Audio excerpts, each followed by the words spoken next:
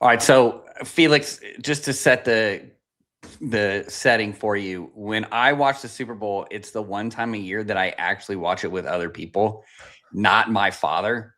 And so my father too also opted out of the in-laws annual Super Bowl party, which I was not happy about. But I mean, he can opt out of that. That's fine. And it's not like he sits there and like listens to what I say anyway, because let's be honest, he's been blowing a Fox 40 in his ears since he was like in his 20s. So it's not like he hears real good anyway. So it's just like sometimes I'm just talking to myself. So last night we had the obligatory, why are the Patriots still running up the middle? I thought running up the middle wasn't very good. And I'm like, you know what? The Both irony. teams ran outside zone pretty well. Well, And Kenneth Seattle Walker did. won the MVP off of it. Yes, Seattle did. But my whole point is I'm sitting there and just like the irony of the fact that my mother-in-law was absolutely 100% correct. Like, do not run at the Seahawks interior defensive line. They're actually relatively pretty good. So I'm just sitting there laughing because it's like the most like cliche football statement of why are we running up that middle play again? You know, that we hear a million times here in every JV game, every middle school game, every little, I mean, I hear it a million times at my son's little league games. So no, yesterday it was just very interesting of sitting there. I'm trying to actually watch the game, but I can't because I have my 8-year-old and 6-year-old are fighting each other constantly. The 8-year-old's trying to run her over, then she's running in, and then my wife is up. Between the 8-year-old and 6-year-old, I don't care about the game. Yes. So I have watched the tape, though. So everybody, I have watched the tape. This is not going to be some BS show that we're just like, what are the ESPN talking points? Where are we going to throw in Dak's legacy to make this a football show? I actually watched the tape this morning. I had the time. The house was quiet. I've walked the dog. I'm ready to talk about the Super Bowl. Felix, how are you doing today? Sorry for the long monologue. I'm poor. That's what I am right now. I mean, and part of me was just like I've said it numerous times on this podcast. I'm a sucker for the story, and I'm just like, come on, Drake, man. Like I love it, and like the whole like I'm just sitting there watching the game, and like for the first quarter, like at some point the New England secondary they just jumped everything, like the first half and a quarter or so before there's like, all right, we got to figure something out because they're starting to score touchdowns. But it just kind of felt like, yeah, I can't believe that Sam Darnold is gonna be a Super Bowl champion, and like he played a fine game, like and like a few of those balls that New England jumped looked like they were going to be intercepted and brought back all the way to the house if Christian Gonzalez can get his hands on one of them. If a linebacker isn't the one underneath the ball trying to catch it. And so it was just kind of one of those games, and it was like it was a boring Super Bowl for the first 3 quarters until Seattle was like, all right, we should probably put some points on the board just for the sake of it so it didn't look so bad at the end. But at the same time, it was just it kind of looked like a New England team that just kind of, yeah, they kind of didn't mean to get here this soon. Had they got here next year with a couple of different pieces, maybe they pull Will Campbell into guard by next year, or whatever the case may be. But at this point, I mean, obviously the trajectory moving forward is great, but looking at the things, there are like 8 obvious football reasons as to like, yeah, you shouldn't have done these things. Yeah, and I look at it like this. Basically, it's like my 8-year-old started wrestling this year. He's only been doing it for like 8 weeks. He went to the state championship this week and got 3rd place. Whooped everybody, right? In his division until he got to the 1st place match. That kid had been training that kid had actually had some training, and he got whooped. He got whooped real good. And then for the 2nd place match, he wrestled another kid who'd had some wrestling training, and he got whooped. He got whooped real bad. But then, you talk to the coaches, and it's all like, look, he's going to be really good. He's going to be. It took him 2 months to become. I mean, like it took New England this quickly to become this good. Like the ceiling is the roof, in the words of Michael Jordan, or well, and to me, that's what I looked at this game of like Drake May's going to be fine. The Patriots are going to be fine. They just were really early. I think everybody. Look, I say everybody, me. I think had Bo Nix had stayed healthy, it would have been maybe a little bit of a better game. I don't know necessarily how much better of a game it would have been, just because offensively in the AFC, you just don't have anybody where you're just like, yeah, they're really good. They're going to really challenge that Seahawks defense. Look, I think at the end of the day, I think you said it. The Patriots were early. The game was a lot closer than it really was. Basically, I think in May had almost like not even like 20 yards of passing halfway through the third quarter. And then he had that one where he finally just was like, you know what? I'm just going to throw the ball. Yeah. And then he ended up with 300 yards. But again, those are all trash yards. That's why, again, never, if you're like watching this and you're just a fan and you're like, I listen to Let's Talk Ball because I kind of want to have a little bit more of a nuanced conversation. Do not look at box scores. Don't look at them. Like go and actually look at like, okay, when were these passes? Kenneth Walker having the 150 yards or whatever he had, that made sense because you watch the game like, yeah, Seattle's just running the ball, and because that was the only offense provided in the game on either side, to be honest. Oh yeah, and so what we ended up getting though was kind of like, look, we have to sell a story. Otherwise, I mean, because that's what we're doing. We are creating a content, right? We are creating Let's Talk Ball. I work on Match Quarter, so I do have to create some sort of conversation, or you have to create some sort of dialogue. If you just come out and you're like, hey, look, I really think the Seahawks are just gonna to roll them. You know, I really spent time on my article on Friday about, look, here's the map. Like, you can actually attack these guys.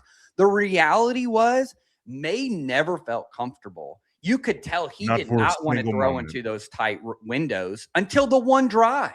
And and you look at his entire playoff run, he played great defense at the Chargers, the Texans, the Broncos, the Seahawks.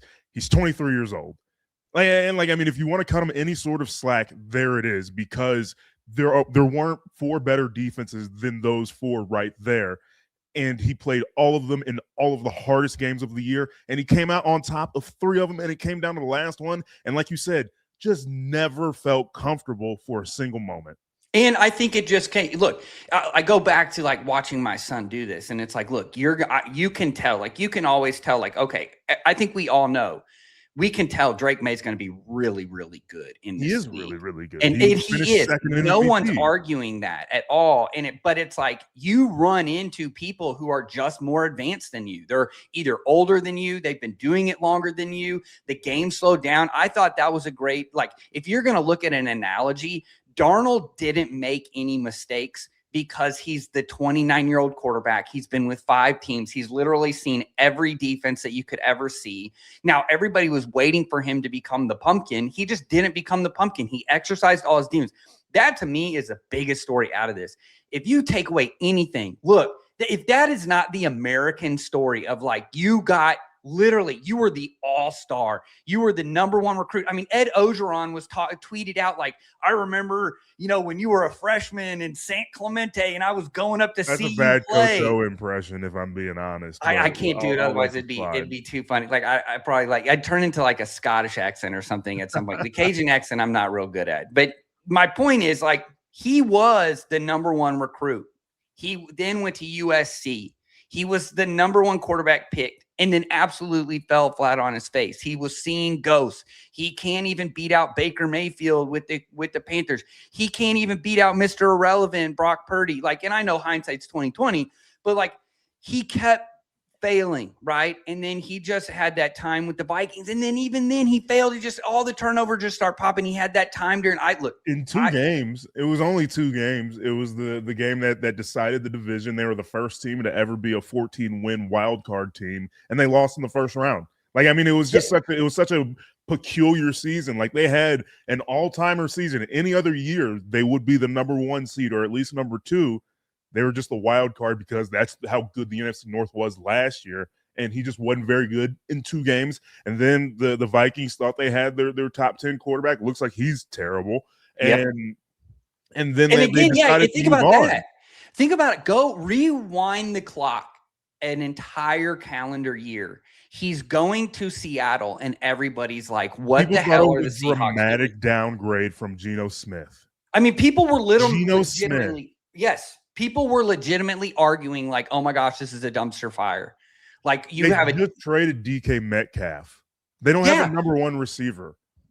So I love it because we have so much recency bias, especially with the social media that we have. I mean, just the culture that we have with social media and 24-hour news, like everything's sensational, everything's recency bias. You totally forget, like they got rid of DK Metcalf, they got rid of Geno Smith, they get Sam Darnold. Sam Darnold 2 years removed from Pete Carroll, like who was Pete Carroll, like this entire culture builder, the Russell Wilson, the Legion of Boom era, like just to like as great as the turnaround for New England has been to get back to the Super Bowl, just to start over and just build an entirely new culture and win a Super Bowl in 2 years from Mike Macdonald is tremendously impressive.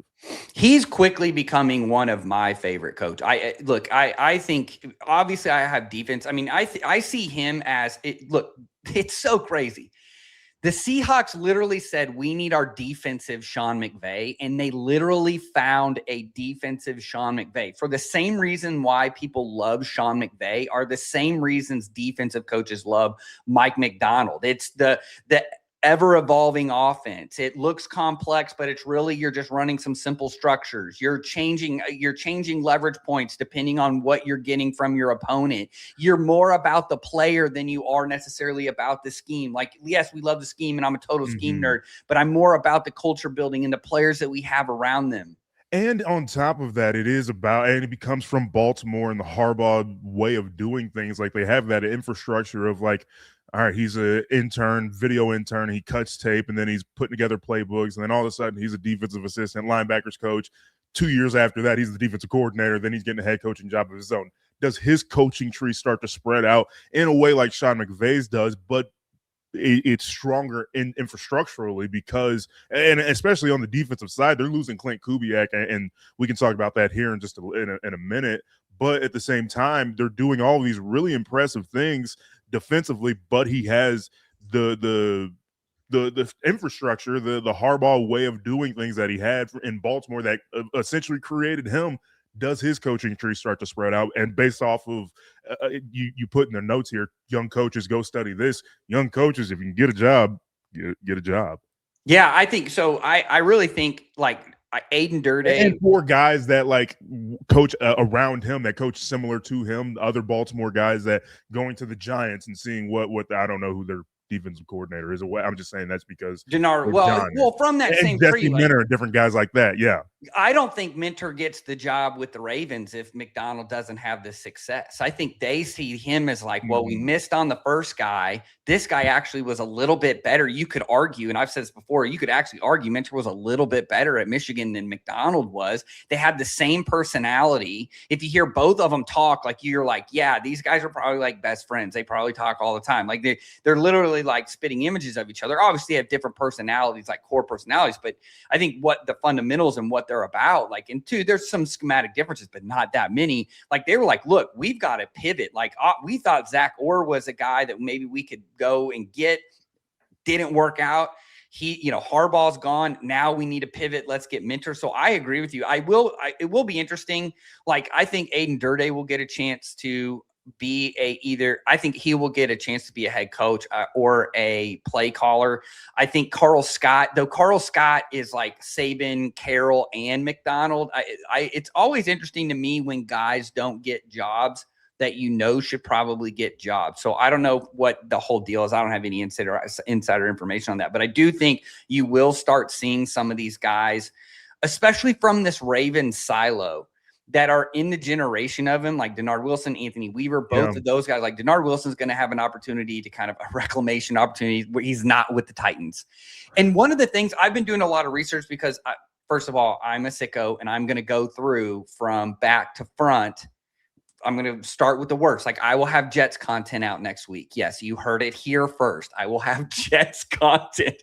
I watched the film, Felix. The week after the Super Bowl, you're like locked in. Dude. And yeah, it's like week after the Super Bowl. Hey, guess what, guys? I have Jets content for you. Let's get into it. It's what you have been waiting for. But I do think, like to your point, like these guys are all getting opportunities because they all came from that Ravens silo. So I do think so. Okay, enough of it. We're almost 15 minutes in with the lead up. Let's talk about this. This was the league's #1 defense. It lived up to its billing. Second year in a row that were basically with the argument, if you can win with 4 and you have about 8 dudes that you can roll through and you have a secondary that is locked in, you are going to win the game. And it's not even going to be close. And really what they were able to do with the pressures and the just, he's so surgical. Jump Street. They just started, they sent Devin Witherspoon on a blitz. I was like, all right. Yeah, and two, we'll get into it. Like my first point, we will get into it in just a second. But like again, if you have listened to us, if you have read match quarters at all, you were not surprised at any of the pressure pass that he ran, and you were not surprised by the game plan at all, because it's the Mike Macdonald way. They're going to squeeze the air out of you in the secondary. They're going to try and win with 4 up front, and then their blitzes are going to be surgical. And I think that's the name of the game in modern football. And I think this is where analytics has really helped us out. So if you're a coach and you're like, I hate analytics, look, I get it. The numbers, you can make a number make up anything, but there are certain non-negotiables that we now know because of analytics. One, if you turn the ball over, you're going to lose. Every coach listening is like, yeah, dude, duh. Like everybody knows that. We know that. That's proven, mathematically proven. Even on top of that, I think because and like last night was such a great example of it. Where you turn the ball over matters so much, and like Mike Vrabel didn't go for 4th and short at like the 42 where they weren't getting any yards. Like you kind of had to figure something out in the last game of the season, do something. But then like the next drive you fumble in the red zone, and then all of a sudden everything just starts piling up on top of you, and you're down whatever they were down at 21 to nothing or whatever it was. And so like everything starts to pile up on top of you. Like you're saying, you turn the ball over, you lose, but even more so where you turn the ball over, it can really stack up on top of you and things can get ugly fast. Yeah. And so to follow up with that, so you have win the turnover battle, limit the explosives. So like we've proven it. So now everybody has to believe it. I think coaches have always known this. Look, you win the turnover battle, you limit the explosives. I'll never forget. Look, I worked under Art Briles, probably the most explosive offense for at least 2 to 3 year period ever in the history of college football. I mean, there was one year where I was on the field at the end of the game for like every game that we played in 2013. Like it was like insane. We scored 70 points on like 3 or 4 people. Okay, our whole goal. And I'll never forget, Phil Bennett talks about it all the time. And I have it. It's actually behind me and I have it framed. And like two of the main things are limit explosives, don't give up fatals, and then control the B gap. And those are, look, modern football distilled into 2 simple things, and really 3.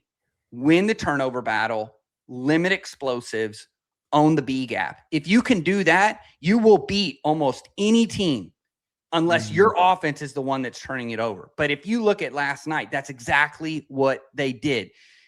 I'm just sitting here too. Everybody was bored around me. And they're just like, yeah, this game's terrible. And I'm like, I'm like locked in. I thought it was a great game. Obviously, defensively, I'm a sicko, but I'm just like sitting around like, y'all are idiots. Like, this is an awesome game. There's so much nuance going on. There's so many little things that Mike Macdonald was doing. The Patriots were even doing. We're going to break it down for you here in just a second. But yeah, I love this game. Exactly. And seeing what the Seahawks were able to do, it is a lot about, we've said it all year long. It's about the Jimmies and Joes sometimes. Devin Witherspoon was a top 5 pick and proved it. Like it is, and excuse me, we can talk about this obviously as we get things going on, but like John Schneider put together a hell of a team here. Can they figure out a way to run this thing back? Maybe because of guys like Devin Witherspoon, and there really isn't a fix to what he can do, and a guy like Reek Woolen, if they're able to hold on to him, and if there's different things that they can do. Just because of the guys they've drafted, because of the guys that John Schneider was able to find in the 4th round. Well, we'll finish. So the last thing that we will do in this when we get done is we'll ask the question, can they run it back? We'll go through who they're potentially going to lose. We already know they're going to lose Kubiak, but no, I agree with you. So let's start with Witherspoon. The B gap. Macdonald harassed the B gap the entire game. Now, Felix, you were sitting there like, probably having flashbacks of the Chiefs and Spagnuolo. Because what is Steve Spagnuolo? The zone pressure guru. What does he do? He attacks those B gaps. Why the B gaps? Well, the B gap is the fulcrum of the modern offense. It is the place where everything meets, protection-wise and in the run game. So if you look at that spot, why would you attack that spot? That's why. They were running those nickel stabs, which is basically just sending Witherspoon or even Worry into the B gap. They were in the way. It's so interesting because it's the inverse. I think the NFL plays a little bit different than at the high school or college level. So what you do in the NFL is you actually want to set the 3 technique away from the nickel. And you're like, why would I do that? Why would I want him to be in charge of that B gap? Well, you're going to have an edge outside. They're probably going to lock the tackle on him anyway. They're going to slide away from him. Even if they run, it's probably going to hit the B gap. It gives him some depth to work in. And so instead of covering him up and making him read it, you're really kind of like, look, you hit the open window and it makes it everything simpler. Also, it makes it really easy to just send him. And what Macdonald did last night was he sent Ema Warrior Witherspoon to the field side B gap. Then he was sending Drake Thomas in through the B gap with those whip dog pressures, which dog is just a fancy way of saying a 5-man pressure. And so all it did, like they could not control the line of scrimmage, and they had zero explosive runs. And I know everybody's like, oh, the Patriots have made all the, Trayvon Henderson all with these explosive runs. And I'm like, bro, these guys have zone eyes. Getting the ball. He wasn't getting the ball. Wasn't even getting the ball. And so part of that, what he was doing is, so in modern football right now, especially at the lower levels, the in vogue way of doing things is being an even front, but getting to odd spacing. What does that mean? We're going to line up in an even front. We're going to have open B gap bowls, but we're going to get to odd spacing through either line movement or what have become really popular with these creepers and sims, which is a replacement pressure. So we're going to bring pressure from one side. We're going to drop a defensive end from the other, or we're going to attack. We're going to load up and we're going to make it look like we're rushing more guys than we are. Well, you're creating odd spacing by doing that. And because you're closing the B gap. So the fit structures are all kind of staying the same, but you're doing it. Well, what is this? Instead of blitzing off the edge, you're blitzing internally. You're closing the B gap through a 5-man pressure. And so I really think like at the NFL level, the 5-man pressure is really what a lot of people use. Because in the second half, if you noticed, what did they do? Instead of blitzing the B gap, they started walking Drake Thomas up. Well, what are they getting into? They're getting into an odd front. So it was just they were just changing the look all the time. That's how you defend a modern offense, is change the looks up front, keep it complex for them, keep it simple for you. And you're making fat Morgan Moses cry because he's got to figure something out. He's not going to do it. Oh, God. I texted you a couple of times these playoffs between Morgan Moses and Trent Brown. Could have made it. Could have figured it out. Could have got there. You could have, Felix. You could have played in the NFL. Yeah, you could have done it, buddy. I believe in you. I'm still available. I'm still working out. Hey, yeah, we'll send the tape out here after the show. I thought so. What makes his secret sauce? Like, what is it? It's the fact that he's manipulating the front and the back end at the same time, but it's all married up together. So, like what he was doing yesterday too. Stephon Diggs. Did you hear his name? I mentioned all week. I was like, he's got to be the queen chess piece, right? Move him around everywhere. Get them to figure out three catches, 37 yards. That may seem to you like, oh, well, he had decent amount. They were all late. And it was all on that. It was that one drive where they scored that big touchdown. And you're exactly right. It was all late, and it was just kind of, again, it was a lot of flashbacks to last year's Super Bowl where it was like neither offense was really getting things going until it was just like, all right, the dam just broke for one team, and it was the NFC team in Seattle and Philadelphia. Yeah, and I thought, like, to me, it was a modern masterclass of coverage of just like, hey, we're going to use all the tools, quarters, cover 2, Tampa. We're going to use. That's really interesting compared to how last year's looked. And if you even want to go back to that Patriots-Rams Super Bowl where Bill Belichick just stole Vic Fangio's coverage scheme, the modernization of coverage is just exposed in about 3 or 4 games. And I think that's really interesting, despite like we've got a couple of cheap Super Bowls with like really big comebacks and great offenses and all that. But at the same time, defenses in about 3 or 4 games, if you want to say, hey, young play caller, this is how you should do it from a coverage standpoint, and even from a front standpoint, this is how you should do it. in about 9 hours, you have all the film you need. Last year it was the pivot to quarters to just suffocate all the internal twists and hybrid, like the stacks and everything from the Chiefs. This year it was more, hey, like we're not going to we know that you're a deep threat team. If you're going to beat us hitting Matt Collins, you're going to beat us hitting Matt Collins. Like we'll take that. Like that's what they said. Because here's the other thing, and this was my Booty was kind of their deep threat guy all year. He led the NFL, I think, in tight catches. Diggs was also up there in tight catches. Matt Collins was up there in tight catches. And what they essentially did was like, we're going to stuff, which is the cover 6 term, the Fangio term for, we're going to stuff Booty. We're gonna roll our cover 2 side to him, get the zone double. We're gonna play quarters over everybody else. Right. And we're going to, especially 12 personnel, we're going to put the quarter side to the wing so that safety can be really quick. That corner can kind of stack outside and be late. Like it just was there's so much nuance that if you don't know exactly what you're looking at, I'm sure you were like, this was a really boring game. But if you go back and you watch the film, it just was surgical.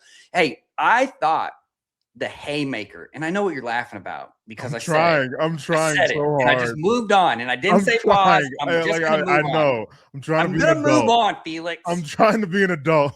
You are. And I appreciate you for trying to be an adult because the moment that I said it, and if you didn't hear it, just keep rolling with us, okay? No need to go back. So they used hot blitzes. So what's a hot blitz? That's a 6-man pressure, 2 under, 3 deep. But they used them on 3rd and long, and then when you're backed up. If you ask any of these coaches like that run them, Narduzzi, or you ask the Georgia crew, when do you use these? They're going to tell you 3rd and long or backed up. When you know that those have to go vertical, or that quarterback is like, I am not taking a sack in the end zone. I'm getting this ball out the moment I see pressure. You're manufacturing that. So they used him at the perfect time. And you kind of force them to say, all right, we're going to run a screen on 3rd and 18. Like, and just trying to like you're playing a what is it called? Field positioning game at that point. Or they're just trying to catch you looking one way that you get too much pressure because that's what some coaches like to run against. They run screens against pressures, and so it was just kind of interesting to see how that worked out because at moments like that, they kind of reminded me of the Houston Texans, where it's like we're gonna line up and kick your ass. We're just gonna tackle you where you stand. Yeah, and I thought so. You saw just to even go from there too is like you had I call it the inside path. It's basically the NCAA path that everybody runs for their fire zones. It's the double edge pressure. They just move it inside the defensive end. So again, you're attacking the B gap. They're running what they call it deuce coverage, palms coverage. Chiefs call it tango coverage. However, defensive language sucks, and as you all know, so whatever you want to call it, that's been his favorite pressure all year. They even had a 2-man zone. Man zone indicator. If you're like, what the hell does that mean? They look like they were in 2-man. They got motion as an indicator because the Patriots were trying to figure out what coverage they were in. The nickel goes with the motion guy. And then what do? They run Tampa out of it. So they look like it was going to be 2-man. Then they end up running Tampa out of it. May ends up holding the ball. So we got a sack fumble. We got a sack off of that. I think that actually was a sack fumble. And then we had a sack fumble off of Macdonald's favorite pressure. You mentioned Devin Witherspoon. He was basically a leveraging tool all night. He's not, listen, if there's one thing that he's not good at, it's just at volume man coverage. He gets a little handsy, but he is such a weapon where he can move around. He can blitz. He's just so good. I thought too, Josh Jobe, I mentioned this earlier. If you're going to go against Josh Jobe, figure it out because he's really feast or famine. He was targeted 10 times, allowed 1 reception for 11 yards. He earned a payday. Listen, a year ago, go back to a lot of Joshes earning money in Super Bowl. Josh Sweat, Josh Jobe, good for them. Yeah. I just think of it, go back another year. We're sitting here talking about, and I'm talking to all these Seahawks guys. I mean, I remember talking to one, and I was like, What are y'all going to do with Josh Jobe? He's terrible. What are you going to do about it? And here he is. He comes down. I give credit to Mike Macdonald. Someone messaged on Twitter the other day, or replied on something with Twitter, and just talked about like how Mike Macdonald is just so good. And I said, he's a teacher first. You have to be a teacher first now. And you can tell. I think the great separator now, because of, and especially in college, because of the transfer portal, yes, because of the NFL and how the contracts are structured, and you're trying to kind of analytics your way through this, and maybe you release a big player guy, you have to be able to teach. I just finished this book this week called "What You're Made For" by George Raveling, legendary college basketball coach. I think he was like the first black coach of the Big Ten or something like that. And like he talks about, like he put educator underneath his office placard every day, like at every stop he had, at his own volition or whatever, because that was the most important thing. And it talks more about like off the court, off the field, whatever, because it is obviously that's more important. But at the same time, when you do manage a guy along with them and off the field, off the court, and stay with them, like you're saying a year ago, it's like Josh Jobe been very good. Don't know what to do with Sam Darnold. A year later, you could be hoisting a Lombardi if you kind of just kind of educate yourself with what these guys can do and how they can be most effective in what you do. And you get a Devin Witherspoon making a sack in Santa Clara. Like, it's just such a beautiful way to look at things and look at coaching, because it isn't all just like, man, 40% says we shouldn't go for it here. All right, let's not.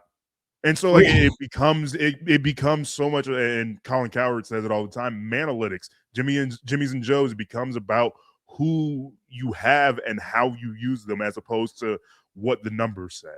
Yeah, and I think this is a perfect game of, look, you don't have to be complex to win. You just have to have the illusion of complexity, right? And I think that's where Mike Macdonald is so far ahead of a lot of people, is that he's kind of modularized his, I mean, he's at his words, it's a modular defense. We can steal from different parts. We don't have to run this pressure with this coverage. We can run this pressure with this coverage and this coverage.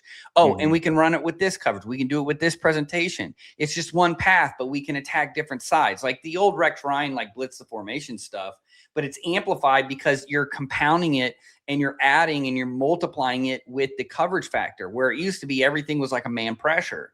Or now it's like, well, we can hit anywhere we want, and then we can run a bunch of different zones off of it. So you have no idea what exactly we're going to run there. And I think at the end of the day, high school coaches get really afraid of watching the NFL because they're like, well, it's the best athletes. It's in the world.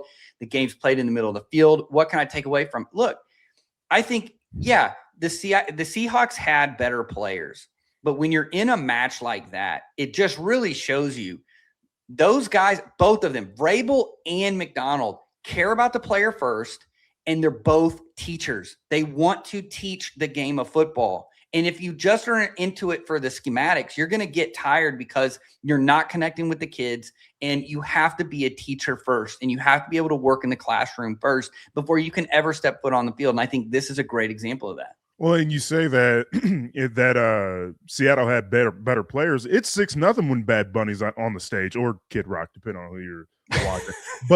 And I want to talk a little bit about the Patriots defense, because I mean, lost in the final score, the box score, all of that, they had a very good game plan. That was a Super Bowl winning defensive game plan, and just kind of got overshadowed by a better one. And like, again, the final box score says one thing, and they dealt with a few short fields because of turnovers and a few other things. Rashid Shaheed had a pretty good return throughout the course of that. But I know that you were a little concerned about Christian Gonzalez's performance throughout the season, throughout his career even. Had a very good game in the Super Bowl. Didn't end up working out for him, though. Yeah, and I thought, the caveat here is everybody's going to show that one where he kind of layers over top of Shaheed. He was beat. Darnold didn't throw a very good ball, and then the one in the end zone too, he throw it behind. He kind of screamed. If you go back and really watch that play, he was out of position. But look, great players find ways to win the down regardless of it. I thought him, it's like, I was concerned with Josh Jobe. I thought, okay, they're going to go attack him. we actually saw the Patriots attack Woolen. Woolen gave up a touchdown. It was Matt Collins one. So, okay, there you go with that. But Gonzalez had 14 plays against JSN. They were moving him around a lot. He only allowed 1 catch when they were in there. Overall, JSN was held to three receptions on 8 targets. So he was more of a decoy, which I thought a selfless plan for him. He's a selfless player. He knew that everything is going to be on me. And so I'm going to be the decoy, and I'm going to be the one that brings everybody to them so that everybody can then, it's kind of that classic, like, whether it's a trap, like in basketball, like everybody knows you're going to take the shot. So I'm going to work it. Everybody collapses on me. I dish it out to my teammate, who then is the one that gets to drain the 3. I thought that to me was kind of the game plan for it. None of the quarterbacks played well overall. Darnold just didn't turn the ball over. And I thought too, I thought the Patriots did a really good job of being super aggressive early to try and get in Darnold's head. But Darnold never threw like the backdoor out route, never threw a bad pass to where it could be intercepted. Anytime that they went into these more spread sets, I thought the Patriots were like, look, we're going to play our quarters. We're going to keep on top of everything. They were doing the same thing that the Seahawks were doing. I mean, I look out there and it looks like the old Patriots versus the Rams. Like, oh, look, they brought the 6-1 out and they're getting into these different things in their 4-3. I thought they played really, really well when they went into their base 3-4. So when they actually had 5 defensive linemen out on the field, I thought they played really good, because then it was kind of weird because every time they did that in 13 personnel, the Seahawks were really trying to run inside and it just killed it.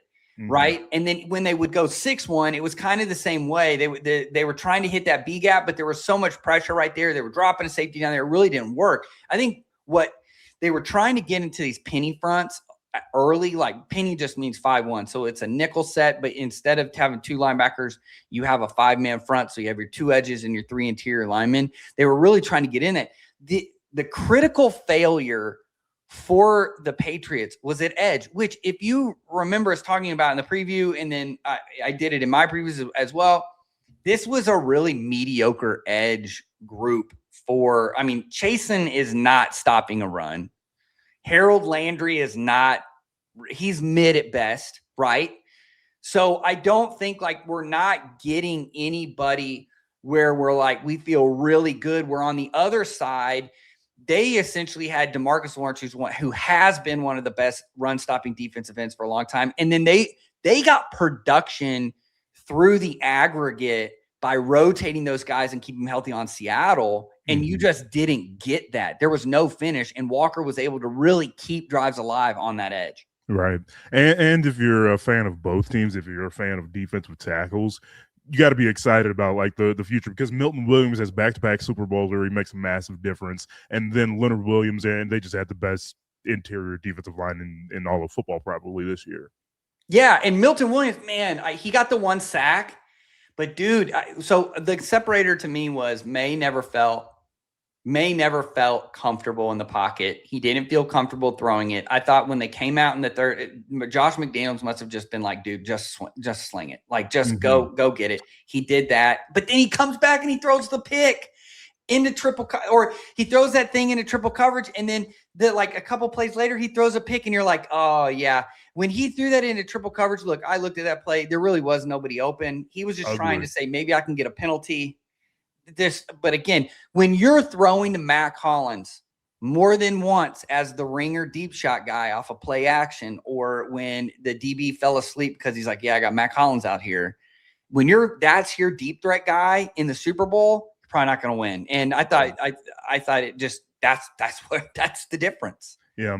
All right. Looking at Seattle's offense, the Barner touchdown was for the first play where I was like, all right, there was actually some offense. I finally felt it was some entertainment, if you will. But I thought it was especially brilliant because Clint Kubiak is getting the Raiders job. It's officially official as of this morning. And I think that calling that play with the spider Y2 bananas is what it kind of felt like, just because it was an outside zone play, action play, and then all of a sudden you got your tight end on a corner and it's a touchdown. Pretty simple play, but it was so aggressive at the right time because it's fresh after a turnover. And I think that that's a really good sign if you're a team hiring a head coach, if you're the Raiders, because it shows a feel of the entire game, because you're carrying over the momentum from your defense over to your offense and in one play, and then you get that defense back on the field because, and I've been a subscriber to this for a very long time, defense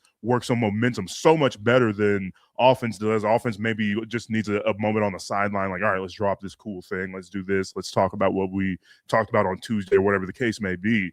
But I think that they did a really good job at saying, like, oh, no, this is a defensive game, and, like, let's get our defense back on the field, but also with this massive advantage of scoring 7 points. Yeah, I did change the game. I mean, because I was talking to my brother-in-law. He was kind of watching it, and I was like, dude, if this ends up 15-0, I would be completely. And here I am. I'm like halfway through the third quarter, and I'm like, before the Barner touchdown, I'm like, okay, I'm gonna be right. Like, how weird is that gonna be? It's gonna end up being 5 field goals. I was glad that they did it. I thought it was a genius play. First down, they're in base. I think they were in like 12 or 13 personnel, and they run wide zone like we've seen a million times. The Patriots are scared to death of it, so they drop the safety down. The safety and the linebacker both run up to get Kenneth Walker, and Barner never touches the soul, goes right to the corner of the end zone. The safety never even realizes that Barner even ran past him. I think 51 kind of, what is that, Ellis realized like about halfway through the play, it was like, oh, crap, this is going to be a touchdown. Ended up being a really nice, I thought Seattle too, in the second half, they came out in 12 personnel, and they were like, we got to get these guys off of us. So I'm going to go 12 personnel, go empty. And then Christian Gonzalez was so concerned about Cooper Kupp on Ellis that he just kind of stood there. And what do we get? JSN knifes in for the slant. And you could just tell the whole air was like crap, because then now they're again in field goal range. It was right there on the 50. They're now in field goal range. And now you could just see it was just like, okay, the dam broke. We can't get it. I thought I was skeptical of Kubiak just because I was like, look, I remember the first 2 games of last year with the Saints. They looked like world beaters, and then he disappeared, and then he got hired. Again, people forget too. Not only did he hire Darnold, he hired Kubiak to be the offense coordinator. People were like, do you remember that? Like that Saints offense? It was everybody kind of figured it out. Is he Bobby Slowick and was playing the greatest hits, or is he going to be? And look, I think Bobby will be fine in Miami. You live and you learn, you get opportunities. I just wanted to see, can he do it? He's been phenomenal as an offensive coordinator in the playoffs. And I just thought you had the development of Darnold, I think, has been really good, especially in that period of he had 3 games where he had 10 picks. Mm-hmm. And everybody, especially he had those 2 games against the Rams, everybody were like, oh my 4 of them were against the Rams. 6. In one game. 6 of them. Yeah. Oh, yeah. 4 of them were in 6 of them were against the Rams. I think, so, but then you look across and you see the Josh McDaniels style of everything's a drop back, deep shot. We're not going to really run a lot of play action. If we do run the ball, it's very predictable. You kind of know. And look, I get it. He was trying to keep it as simple as he possibly could for May, make him do the processing during the drop back. Look, he hit the rookie, it's not the rookie wall, but I think we saw the second, the I'm young wall, right? He didn't want to go into. That's the second youngest quarterback to ever start a Super Bowl. Marino was the only one, and he only beat him out because he was a rookie when he went to his Super Bowl. So I think the tight window throw, you could just tell he was very uncomfortable, and it wasn't necessarily look, the Seattle did a great job of heating him up and stuff, but Darnold was able to get out of those. I thought May kind of became a shell. He only had 37 yards on scramble. So it wasn't even he was really getting away from anything. All his production came late. Seahawks were basically playing umbrella coverage at that point. He was just throwing underneath of it. No real yards until halfway through the third. I thought everybody's killing Will Campbell for surrendering 14 total pressures. And everybody's remember his short arms, and he looks like T-Rex. We're getting all the memes, which is terrible. But I do think at the end of the day, you mentioned it too, the rookie lineman, May being young, you have no real threat at receiver. it was predictable. Like, I love it. Like, look, hindsight's 2020, but a lot of these times, and I mentioned it earlier, like we have to have a conversation about this, and we have to kind of play both sides of the ball. And it's like, but at the end of the day, like you look back and it's like, yeah, Darnold's 29. He has pocket awareness. He didn't turn the ball over. May look like a 23-year-old quarterback who was playing the number one defense in the world. Yeah. All right. We went through a few different things here. We talked about how like Patriots offensive aggression just was kind of nullified throughout the game just because of like you said, Josh McDaniels' game plan going into it. Josh Jobe had such a great game. May couldn't really gather the blitz. Like at some points in the game, it just kind of felt like his feet were glued to the pocket. Like he just wasn't going to leave because he was scared or whatever. Paralysis by analysis. If you've ever been a coach or you've ever had a younger player and they get into a game and they just are watching and they look like they don't have any clue as what's going on. I think like that you've seen that before. And he didn't look engaged until the pick. And I'm like, dude, that's like, and that's just kind of like you're saying, such a young player. Like, and it was just one of those things where it was just like, we're in such an ugly game. The pick happens, and then he kind of locks, or I guess the drive before the pick, they scored a touchdown. But the pick happened, and he's like, all right, I got to knuckle up. It was way too late. Like, it was beyond too late, and it was just Bad Bunny already had a fantastic time. And it, I mean, like you were saying, it was an ugly game, but you loved it, and it was just one of those. It was going to be one of those games that it needed to be. The Patriots needed to be on offensively, and Stephon Diggs was such a piece of it, and he just. I agree. What you had on the opposite side was JSN was able to take away a lot of pressure from the other guys. Now they weren't able to hit Shaheed on the two bombs, but they were able to isolate Davis one time. They were able to isolate Gonzalez one time. They just couldn't hit him, but they were there. And sometimes when they're there, that's just as scary for a defense as it is if you actually play that. So I thought that was man, they're early. You're early. I've been saying this. You're early. Like, don't. And I look. I guarantee you, they're not panicking. They're sitting there and they're like, look, we've got some positions that we need to clean up. We need to solidify. I think that they can continue to get better at the skill positions. But you're completely right. Like, they just didn't have the tools for success, and they didn't hit. And that's what they needed. I mean, that was my thing. Like I said on Friday in my article, was like, they have to hit the deep shots. If they don't, and they don't try and hit them, then you're never going to win. You have to actually meet them where they are. And they didn't.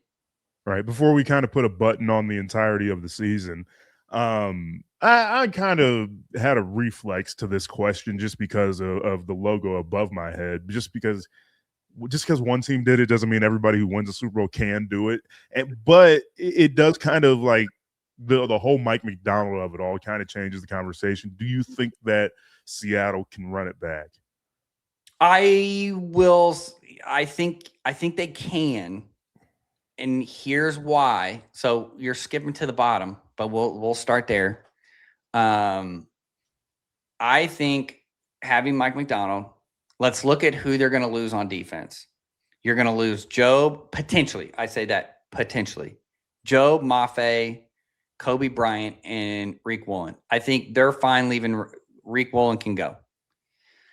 Jobe is probably going to ask for too much money.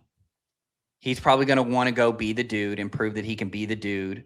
Okay. He'll be the dude in Carolina, Mazel. Right. Yeah. Go probably, or like somewhere around there. Like, you're going to go to somewhere that's probably not great, but you're going to go like you're going to go be the dude there. Mafe, I think that they could probably bring back, but they have that rotation piece. If like DeMarcus Lawrence retires, I think they're going to have some problems. Kobe Bryant, I think they feel like, okay, well, we could probably draft a safety in the second or the third round. We'd probably be fine there.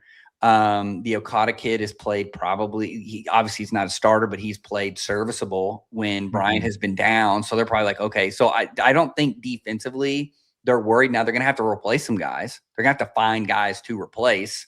And then offensively, they got to re-sign Shaheed. Have to. You need to have Shaheed. And I don't think he's going to ask for a crazy salary, because he's a punt returner is really what he is, and he's a deep threat guy. So I think you're looking at a contract that's not going to be too bad. Jones, right tackle, you need to sign. And then Kenneth Walker, you're going to have to resign. But I don't think you're going to break the bank. And so I think you got to replace Kubiak. So who are you going to do that with? That's going to be the key. If they get a defensive or an offensive coordinator, it's not very good, and it takes more of Mike Macdonald's brain power away from the defense, I think it could be. But this is a team that is set up to have at least another good run, and I hate to tell you that. No, I don't think so. It looks like Matthew Stafford, the reigning MVP, is coming back, and that, I mean, just look at the division. Assuming maybe the EMF readers around Levi Stadium aren't that bad, but even then, they got 12 wins out of an injury-riddled season, and I think the NFC in general is better. Like if the Cowboys are like they're kind of like the floor of like teams. I'm like, oh, maybe they'll be a little bit better next year. The Panthers were a playoff team this year. The Eagles are going to be back next year. The Buccaneers should be a playoff team somewhere in that vicinity. Kevin Stefanski with the Falcons. I think there's a lot going in. The NFC is the better conference as things currently stand, and that might be just because of injuries and whatever the case may be in the AFC. But then again, they don't have the quarterbacks to kind of drive a playoff. And Sam Darnold, don't get me wrong, had a fantastic run. I'm not trying to poo-poo that at any rate. I think that, again, a Josh Allen, Patrick Mahomes, they can kind of sustain you through a playoff run if things aren't as kosher everything else. If like a scheme isn't going as well defensively, one thing isn't just working as well. You need this one type of leader, but I'm wrong these last 2 years if that's the case. Well, I do think that the NFC gauntlet is going to be a lot harder. I think if on paper, and you know how this is, on paper versus reality, like what actually happens in real life, textbook versus application is completely different. Textbook, yeah, I think that they can mitigate some of these things that they're going to lose. Application, I think you're right. Can they do it 2 years in a row? Can they be this dominant? Don't think for a second that these guys are going to be studying this. And two, I think like Shanahan said it in the pregame show. He's like, for 2 years, I've been trying to hit deep shots against these guys, and I can't do it because they just don't let you, and they win up front. If for whatever reason, like Sweat or Leonard Williams gets hurt or DeMarcus Lawrence retires, exactly, or he falls off the edge. They were very healthy this year. This is, yes. I mean, it's outside of Charbonnet going into the Super Bowl, tearing his ACL in the NFC Championship game.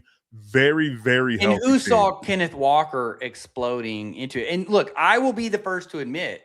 So like, let's do this. We'll finish with this. So where was I right about it before the game? And then where was I wrong? So I talked about, let's do right. And then we can laugh at me about the stuff that I was wrong. So I was right that they were going to isolate Gonzalez. My big fear there was, can they hit it? I think that there needs to be a recalibration of how people see Gonzalez as a DB, because you're getting signal from these teams. And I'm not saying that he's not good. I'm just saying you're getting signal from these teams. They are not afraid to go at him. Now, he is answering the call. And the best way to kind of step up is to answer the call. You now played in the Super Bowl. You shadow JSN, which is arguably the best receiver in the NFL this year. You came out on the other side really good. Yeah. I guess the question is he more Trent McDuffie than he is Derek Stingley? Like, what is he like in terms of like, is he more of like your slide? Like what is Gonzo moving forward? If like, I mean, the Patriots we're talking about, can the Seahawks run it back? The Patriots should be in this conversation next year, assuming that they've got a ton of money in cap space and all that good stuff. Can he be that guy for a Patriots defense like a Trent McDuffie has been for a Chiefs defense over these last couple of years? I see him more on the same par as like a Sauce Gardner, that tier 2 corner of where you're not Pat Surtain, you're not Derek Stingley, but you can be Sauce Gardner and Christian Gonzalez. You can be that guy. I need more consistency. I do think that teams aren't afraid to throw at him. I think that's another big thing. Why do you think everybody was talking about Riley Moss this year for the Broncos? Yeah. Well, it's because he's getting so many targets. Josh Joe, because it's, on the other side of Witherspoon when they're in base, or Reek Woolen, who's a 6'4" monster. Though I think teams kind of figured out like, oh, okay, he's on one this year, we're going to go after him. So I thought, look, don't get me wrong, because I know people get really angry about cornerback rankings, which I think is really weird. And it's such a volatile position. But I just think everybody wants him to be an all-pro. He's just not there yet. I think he's well on his way. If he can have a consistent year like he had, like in the Super Bowl, where teams are targeting him and they slowly start going away, I think that you're going to see that. Where else was I right? We'll go through this really quick. McDonald squeeze inefficiency. Look, I told you all it was going to happen. They're going to put a shell on everything. They're going to squeeze you to death. I said they're going to force May to throw into tight windows. May there wouldn't like 8 Seahawk jerseys around per everything. Zone eyes. Yeah. They play such good match coverage. Again, I go back to McDonald is a great teacher. That's why I say every young coach, I don't care if you're high school, college, or you're a quality control guy in the NFL, you should be watching the Seahawks this offseason. You should be seeing how they match up everything. And then how are they teaching that and learning that? The BCAP blueprint, again, if you at all have been around match quarters, you know that they were going to attack B gaps. You knew that they were going to hit the couple of edge pressures. He's such a sniper. And then the Shaheed versus Gonzo isolation, I called it. I said, well, the first time they get it isolated, they're going to go for it. They just couldn't do it. Let's look at where I was wrong. Josh Jobe, totally wrong. From the beginning of the year to the very end of the season, I just was not a believer. He proved me completely wrong. He was a high risk, high reward, and I thought he locked him down. I thought the Patriots should have been aggressive. I was completely wrong about that, but I think that had more to do with May just didn't want to throw into those tight windows. I don't think he pro that. I think, too, if you look at the analytics, and I mentioned it, too, was a big part of what I was talking about. It's like, hey, when the Seahawks blitz, they may not blitz. They may treat him like Matthew Stafford and not blitz because he's so good against it. But you can tell that they were like, nah, we see something in there. And he just could not pick up the pressure at all. The Patriots, I said they needed to play a little bit. I say I was wrong here, but I was also kind of like on the fence. Like they need to get like ugly the game up and like really lean into the run game, but then throw the explosive off of it. And they never really did that. Diggs as a queen piece was probably another one where I was wrong because they didn't do anything with him. Nothing. There was literally not. I mean, at least the Seahawks put JSN in the backfield to throw screens, which I thought, by the way, we didn't talk about this with the offense, and I'm almost done. But they moved him in the backfield because they killed the Rams on it. And you could tell the Seahawks, the Patriots were all like, hey, he's in the backfield. He's in the backfield. And then what do? They go, we're just going to throw a screen over here to Kenneth Walker for a first down. And I was like, what a genius. Get in the red zone, put him in the backfield, throw screens. They did it twice. I think it both ended up being in first downs. And then I'll finish on this where I was wrong. DJ Wilson, who's a buddy of mine, he's a big Seahawks guy, big match quarters fan. I have to give him a shout out because he texted me last night and he goes, you may want to revisit your thinking on Kenneth Walker. You've said on multiple occasions, he's like, because I listen to all your stuff. He's like, you said on multiple occasions, Kenneth Walker is not as good at, and you know what? In the playoffs, when everything was on his shoulders, he came. Though he did have a couple of those where he just like gets one and he just falls down for a -3. But then the next play he gets like 10 yards, and I'm like, there's the Kenneth Walker roller coaster that we all know. I'm not revisiting nothing. I don't think the Super Bowl MVP is going to age very well. If I'm just being honest, that might just be because he's a running back.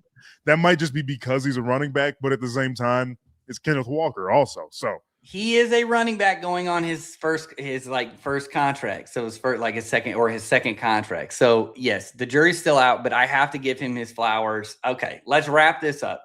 Seattle won by winning the B gaps. They won in the red zone. I have to give credit to the Patriots, who had a terrible red zone defense, but were able to kind of stick it to the Seahawks and make them kick field goals early. Mm-hmm. Gonzo won his individual matchups, but the collective of just they couldn't stop Kenneth Walker.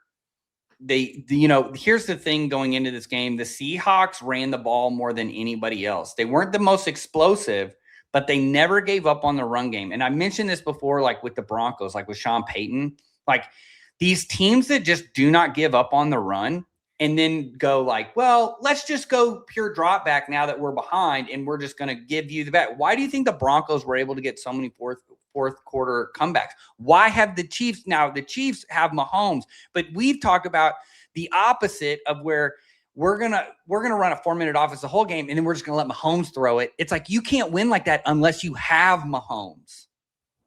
And even then it makes you mad, right? I know. And you're a Chiefs homer, right? You're just pissed off because you're sitting there, you're like, oh my gosh, I'm about to have a heart attack. We just won, but I feel like we lost, right? Like you just feel it. So I just think I have to give credit to them that they were the anaconda, right? They squeezed the absolute life. They were able to get the Patriots. Drake May did not want to throw in those tight windows. They compressed. Offensively, they just kept pressuring. They knew the Patriots were going to do kind of the same MO of what the Seahawks were going to do. 2 high shells, not let you throw deep. Darnold didn't make mistakes. May did. Ended up again, I know it wasn't as like, we have 2 Super Bowls in a row that were dominated by one team, but in completely different ways. I mean, the Eagles just came out and had a TKO in the very first quarter, whereas this, you kind of like the third, what saved it for the ratings was that third quarter that they got the bomb and everybody's like, oh, Drake May's back. And then it was like, oh, this is 19-7. It was like, oh, snap, here we go. Like, okay, it's kind of a game. But then you're like, look, that was definitely a game that if you looked at the box score, you're like, what the hell happened? Whereas, like, if you watched it, you're like, oh yeah, the Seahawks just whooped them. That was an easy game. That was, to me, it was very Chiefs-esque of like, they just go out there, scores low, but when you leave, you're like, yeah, that was belt to ass right there. Won by 7 points.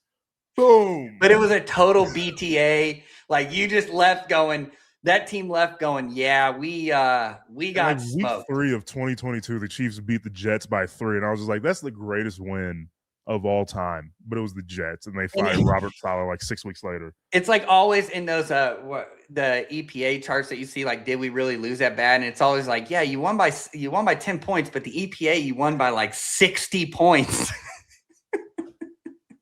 Oh man. All right. Final referendum on the season. It was a great defensive year. Like, I mean, just defenses across the board. Like, I mean, just look at the teams Drake May had to play. Chargers, Texans, Broncos, your team, and the Seahawks. 4 of the best defenses. Had they made runs, they could have a case for some historically great defenses. I don't know, and maybe you have a better gauge on where these like line up to, like the 02 Bucks, the 2000 Ravens, the 15 Seahawks, the 13 Seahawks, all those different teams. But like, overall, a great defensive year. What are offensive coaches and coordinators going into this offseason? Like, we want 2020 back. Like, we want to start launching this thing. We want it back. What are they trying to figure out after these last couple of years, just seeing these great coverages, great pressure packages, all of it? They're going to have to figure out the 2 high looks. They're going to have to. You're going to have to find ways to manufacture. And I think you're going to get a more intense look into the run game. It's going to be the 3rd year in a row. I know people hate it because it shortens the game. There's just not enough points. But the only way you can get those guys out, I mean, Shanahan, like I go back to what Shanahan said before the game. He goes, the only way you can get them out of that is by running the ball. But they do such a good job on the front. So you have to find pathways to where you can have some success. I think you adding in motion, getting some guys out of position, attacking their smaller guys in certain areas. You could see that they were trying to do some of these little insert style plays. I thought the Patriots, again, had a good plan to start, but then you start seeing the Mike Macdonald brain work come back again and start moving guys around to figure some things out and forcing the issue. But no, to me, that's really what it is. Look, football is not hard. And I'll be the first to admit, I'm the biggest scheme nerd ever. I love scheme. I'm a big believer in more is more, right? But you have to be able to teach it. You have to be able to implement it. I think also too, if you're a high school coach and you're listening to this and you're still like, Cody, I'm still on the fence on why I should watch the NFL. It's the most purest game because coaching matters, because all the players are pretty good. So coaching matters. Time management matters. The mistakes that these guys make, when to go for it on 4th down, when not, when to blitz, when not, all matter because, look, the difference between the Raiders, who are going to pick first, and the Seahawks that we saw is not as wide as what you would see in college football, even within the same quarterback last year. They had the same quarterback a year ago, and they won 10 games. They weren't a bad football team last year. Right, exactly. So my point to that is that the razor sharp thing, you get the most purest forms of football. Now there are spacing issues that are different than high school, but my to that is the ideas and the thought processes that Mike Macdonald showed, being multiple up front, attacking the B gaps, two high shell rotations, but keeping it simple for your players and really leverage. It's about leverage. We talk about it at players as a coach. It's all about leverage, right? Don't work down the middle of a guy. Work the leverage. Work half a man. Work your leverage point. We're constantly working on how can we leverage this run or knock it back? How can we make this spill and bounce? How can we do this? It's all about leverage. Well, your scheme should be leveraged towards what you're seeing. And I thought we saw that perfectly. Now, the Seahawks have built one of the best modern rosters just in terms of how you develop a roster and then how you then implement that into a modern defensive scheme. But that was a masterclass. If you're a young coach, go pad that game. Go draw that game up. Go down. If there's one, just watch one game and just watch the Seahawks, how they attack in that game. And I think you will come out a better coach and a better understanding of how to defend the modern offense. All right. You done nerding out about defense? Gosh. I know, and I can't even finish with my signature go watch football this weekend, but find some all 22 tape or as I play a Rose Bowl from the 70s. Yeah, go watch some football. Go watch football. I always have YouTube TV and I always DVR everything. So go pick a team, start studying. There's a football life out there, a 30 for 30 or something that you can just lock into. Go watch football. And we will have, so we'll end with this, Felix. We will have coming up, I think our next week, we should have everybody hired by next week. I'm hoping.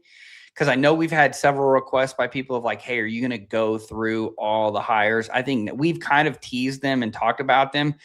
I think we'll start the offseason. So this is essentially officially the end of season 1 of Let's Talk Ball. So I appreciate everybody that has been here and has stayed for this hour and finished with us. I think we're at 41 episodes this season. Something like that. Officially. Yeah. So we really appreciate it. We're having tremendous growth. Again, go follow us, like us. Tell your buddies. We're going to have a ton of stuff in the offseason. If there's something you want to hear, hit us up. We're always looking for ideas, so put it in the comments or hit me up through email on Match Quarters. And, hey, go watch football. Find a way. Just find a way.